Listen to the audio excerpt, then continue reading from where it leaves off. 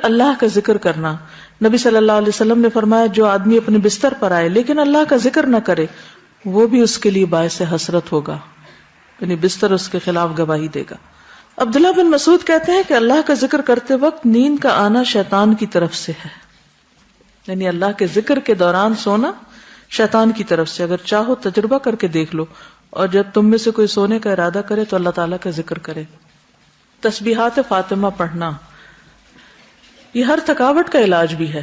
سیدنا علی سے روایت ہے کہ فاطمہ رضی اللہ تعالیٰ عنہا کے ہاتھوں میں چکی پیسنے کی وجہ سے تکلیف ہو گئی، گٹھے پڑ گئے، تو وہ اس کی شکایت لے کر نبی صلی اللہ علیہ وسلم کی خدمت میں حاضر ہوئی، کیونکہ انہیں پتا چلا تھا کہ آپ کے پاس کچھ غلام آئے ہیں، لیکن ان کی ملاقات نبی صلی اللہ علیہ وسلم سے نہ ہو سکی.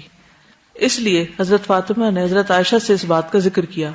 جب آپ گھر تشریف لائے تو حضرت عائشہ نے اس کا تذکرہ کیا. حضرت علی بیان کرتے ہیں پھر آپ ہمارے ہاں تشریف لائے، ہم اس وقت اپنے بستروں پر لیٹ چکے تھے، ہم نے اٹھنا چاہا تو آپ نے فرمایا تم دونوں لیٹے رہو. پھر آپ میرے اور فاطمہ کے درمیان بیٹھ گئے. میں نے آپ صلی اللہ علیہ وسلم کے قدموں کی ٹھنڈک اپنے پیٹ پر محسوس کی. پھر آپ نے فرمایا تم دونوں نے جو چیز مجھ سے مانگی ہے کیا میں اس سے بہتر چیز نہ دوں، کیا اس سے بہتر بات نہ بتاؤں؟ جب تم اپنے بستر پر لیٹ جاؤ تو 33 بار سبحان اللہ، 33 بار الحمدللہ اور 34 بار اللہ اکبر کہو، یہ تمہارے لیے خادم سے زیادہ بہتر ہے. اس میں کیا سیکھنے کی بات ہے کہ جب بچے کو مطالبہ لے کر آئے تو کیا کرنا چاہیے؟ ان کی توجہ اس سے بہتر بات کی طرف کر دینی چاہیے. یعنی اگر آپ نے کچھ نہ دینا ہو تو ایک اچھی بات ہی بتا دیں. عموماً ہم کیا کرتے ہیں جب ہم بچوں کو کچھ دینا نہیں چاہتے تو پھر کیا کرتے ہیں؟ ڈانٹ ڈپٹ کو بھیج دیتے ہیں. تو بہتر ہے کہ کوئی اچھی بات بتا دیں ان کو. آیت الکرسی پڑھنا. آیت الکرسی شیطان سے محفوظ رکھنے والی آیت ہے. وہ مشہور روایت جس میں سیدنا ابی ابن کعب اپنے والد سے روایت کرتے ہیں کہ ان کے کھجوروں کے کھیت تھے، وہ اس میں کمی دیکھتے، یعنی ان کی چوری ہوتی تھی. ایک رات انہوں نے چور پکڑ لیا. وہ ایک جانور سے مشابہ ایک نوعمر لڑکا تھا، جانور جیسی شکل تھی. انہوں نے سلام کیا تو اس نے جواب دیا. پوچھا تم کون ہو، جن ہو یا انسان؟ اس نے کہا میں جن ہوں. انہوں نے کہا اپنا ہاتھ میری طرف بڑھاؤ. اس نے اپنا ہاتھ بڑھایا.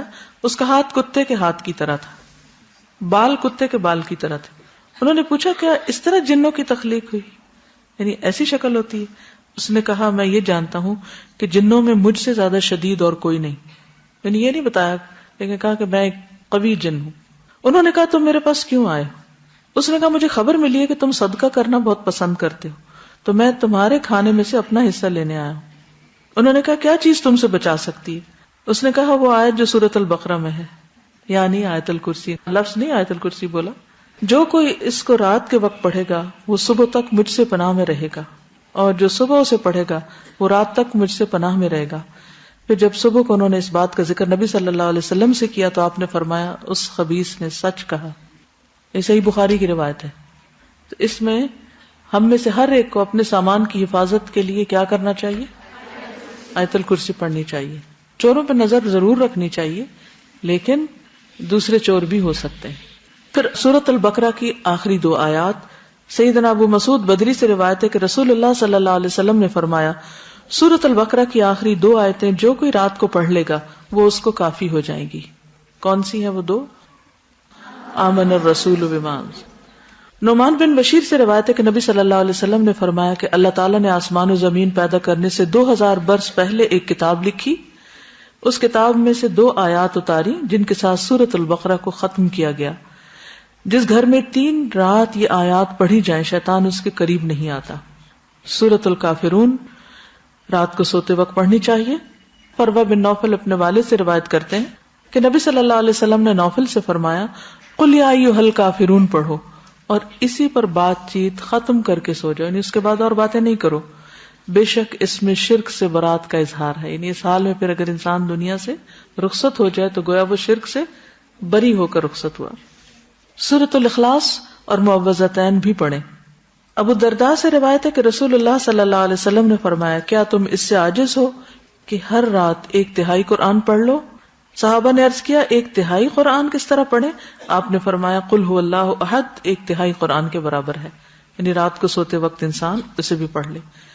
اور معوذتین جو ہے نبی صلی اللہ علیہ وسلم جب اپنے بستر پر آرام کے لیے آتے تو روزانہ رات کو اپنے دونوں ہاتھوں کو ملا کر ان پر سورۃ الاخلاص، الفلق اور الناس پڑھ کر دم کرتے یعنی پھونک مارتے، پھر اپنے دونوں ہاتھ اپنے پورے جسم پر پھیر لیتے تھے. ٹھیک ہے، یعنی ہاتھوں پر دم کرتے اور ہاتھ پھر پھیرتے تھے، اور سر سے شروع کرتے. پہلے اپنے سر پر اور چہرے پر پھیرتے، اس کے بعد اپنے جسم پر جہاں تک آپ کا ہاتھ پہنچتا پھیر لیتے، اور یہ فعل آپ 3 مرتبہ کرتے تھے.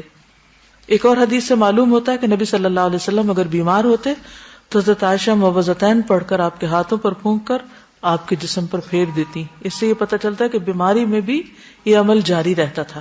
اب جیسے چھوٹے بچے ہوتے ہیں وہ خود نہیں پڑھ سکتے تو آپ خود اپنے اوپر بھی پھیر لیں اور ان کے اوپر بھی ہاتھ پھیر دیں. اب یہ کہ ہاتھوں پر دم کر کے وہ پھونک جب ماری جاتی تو لازماً اس میں کچھ اثرات آتے ہوں گے، اسی لیے پھر وہ جسم پر پھیرنے کے لیے کہا گیا. سورۃ الملک، رات کو سونے سے قبل سورۃ الملک پڑھیں. ابو ہریرہ رضی اللہ عنہ سے روایت ہے کہ رسول اللہ صلی اللہ علیہ وسلم نے فرمایا قرآن میں ایک سورت 30 آیتوں کی ہے، اس نے ایک شخص کی شفاعت کی یہاں تک کہ وہ بخش دیا گیا، اور وہ ہے تبارک الذی بیدہ الملک. ایک اور روایت کے مطابق یہ عذاب قبر سے رکاوٹ ہے.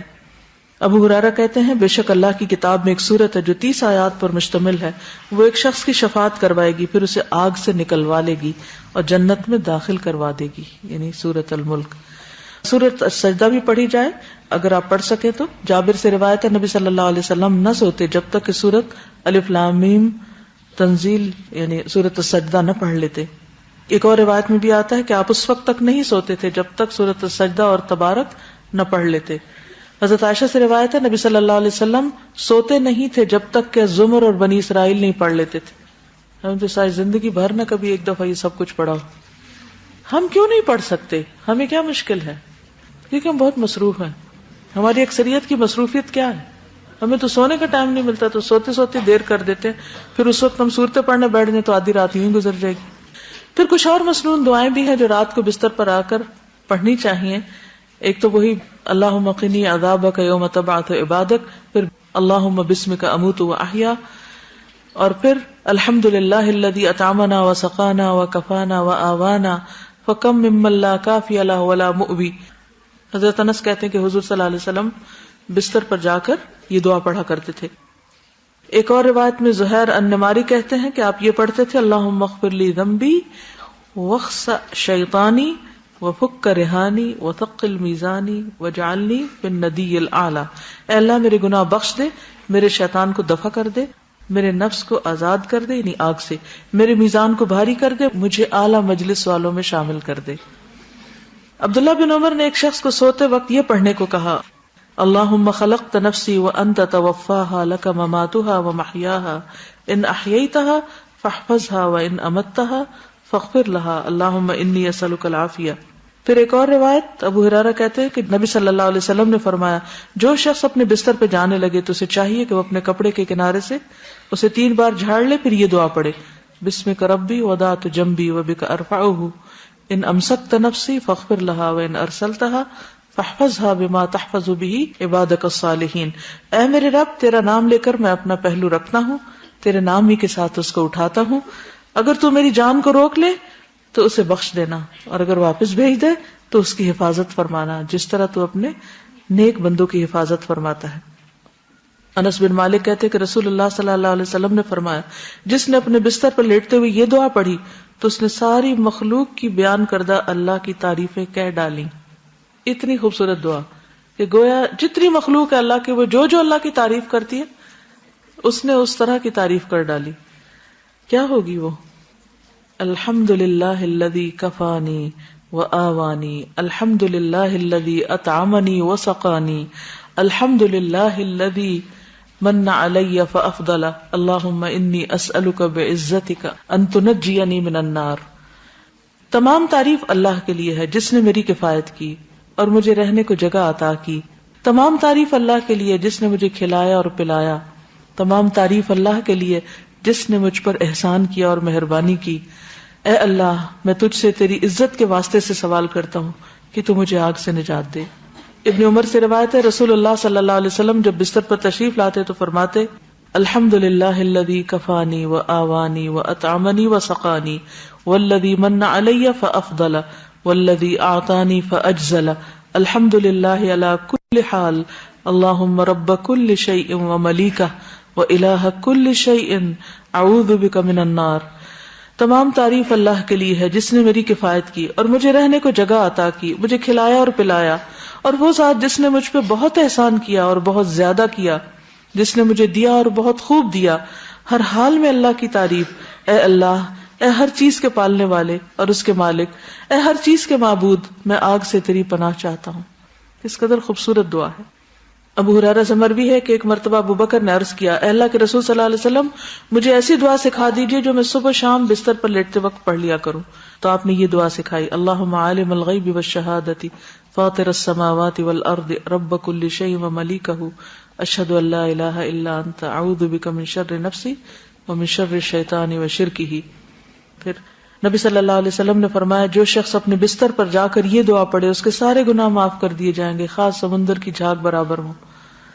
لا الہ الا اللہ وحدہ لا شریک لہ، لہ الملک ولہ الحمد وہو علی کل شیء قدیر، لا حول ولا قوۃ الا باللہ، سبحان اللہ والحمد للہ ولا الہ الا اللہ واللہ اکبر. براء بن عازب کہتے ہیں، نبی صلی اللہ علیہ وسلم نے ایک صحابی کو وصیت کی اور فرمایا، جب تم بستر پہ جانے لگو تو یہ پڑھا کرو، اللہم اسلمت نفسی الیک وفوضت امری الیک ووجہت وجہی الیک والجأت ظہری الیک رغبتا ورہبتا الیک لا ملجا ولا منجا منک الا الیک آمنت بکتابک الذی انزلت ونبیک الذی ارسلت. اے اللہ، میں نے اپنی جان تیرے حوالے کی، اپنا معاملہ تجھے سونپا، اپنے آپ کو تیری طرح متوجہ کیا، اپنی پشت کو تیری پناہ میں دے دیا، تجھ سے امید کے ساتھ اور خوف کے ساتھ، تیرے سوا کوئی جائے پناہ اور نجات کی جگہ نہیں. میں ایمان لایا تیری کتاب پر جو تو نے نازل کی اور تیرے نبی پر جس کو تو نے بھیجا. دیکھیے کتنے ذکر ہیں، کتنی دعائیں ہیں، ایک سے ایک بڑھ کر خوبصورت ہے. سیدنا سہیل سے روایت ہے، جب ہم میں سے کوئی سونے لگتا تو ابو صالح کہتے دائیں کروٹ پہ سو جاؤ اور یہ دعا پڑھو، اللہم رب السماوات ورب الارض ورب العرش العظیم ربنا ورب کل شیء فالق الحب والنوا ومنزل التوراة والانجیل والفرقان اعوذ بک من شر کل شیء انت آخذ بناصیتہ اللہم انت الاول فلیس قبلک شیء وانت الآخر فلیس بعدک شیء وانت الظاہر فلیس فوقک شیء وانت الباطن فلیس دونک شیء اقض عنا الدین واغننا من الفقر. نیند آنے تک ذکر کرتے رہیں. ربیہ بن کعب اسلمی کہتے ہیں، میں دن کے وقت نبی صلی اللہ علیہ وسلم کی خدمت کرتا، جب رات ہو جاتی تو میں آپ کے دروازے پر جا کر رات گزارتا، میں آپ کو ذکر کرتے ہوئے سنتا رہتا، آپ سبحان اللہ سبحان اللہ سبحان ربی پڑھتے رہتے، یہاں تک کہ میں اکتا جاتا اور مجھ پہ نیند کا غلبہ آ جاتا اور میں سو جاتا. رات کو پہلو بدلتے وقت لا الہ الا اللہ الواحد القہار رب السماوات والارض وما بینہما العزیز الغفار. رات آنکھ کھل جائے لا الہ الا اللہ وحدہ لا شریک لہ، لہ الملک ولہ الحمد وہو علی کل شیء قدیر، الحمد للہ وسبحان اللہ ولا الہ الا اللہ واللہ اکبر ولا حول ولا قوۃ الا باللہ. پھر کہے اللہم اغفر لی، یا کوئی دعا کرے تو اس کی دعا قبول ہوگی. اگر بستر سے اٹھ کر وضو کرے اور نماز پڑھے تو نماز قبول ہوگی. پھر برا خواب آ جائے تو دعا پڑھیے، اعوذ باللہ من شر الشیطان وشرہا. پھر نیند میں ڈر جانے پر بھی دعا پڑھے، اعوذ بکلمات اللہ التامات من غضبہ وعقابہ وشر عبادہ ومن ہمزات الشیاطین وان یحضرون. زبانی یاد کر لیں ورنہ رات کو اٹھ کے لائٹ آن کر کے کہاں سے ڈھونڈ کے پڑھیں گے. نیند میں ڈر جائیں تو پڑھیں اعوذ بکلمات اللہ التامات من غضبہ وعقابہ وشر عبادہ ومن ہمزات الشیاطین وان یحضرون.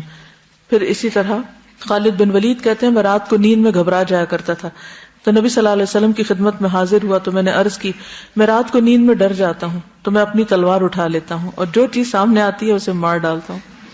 آپ نے فرمایا، کیا میں تمہیں وہ کلمات نہ سکھاؤں کہ جو روح الامین نے مجھے سکھائے؟ میں نے کہا کیوں نہیں. آپ نے فرمایا، کہو اعوذ بکلمات اللہ التامات التی لا یجاوزہن بر ولا فاجر من شر ما ينزل من السماء وما يعرج فيها ومن شر فتن الليل والنهار ومن كل طارق الا طارقا يترك بخير یا رحمان. اسی طرح ایک اور روایت میں ہے، رسول اللہ صلی اللہ علیہ وسلم نے فرمایا، جو رات میں تکلیف اور مشقت اٹھانے سے گھبرائے اور ڈرے کہ دشمن اس سے لڑے تو وہ کثرت سے یہ کلمات پڑھے، سبحان اللہ والحمد للہ ولا الہ الا اللہ واللہ اکبر. وآخر دعوانا ان الحمد للہ رب العالمین.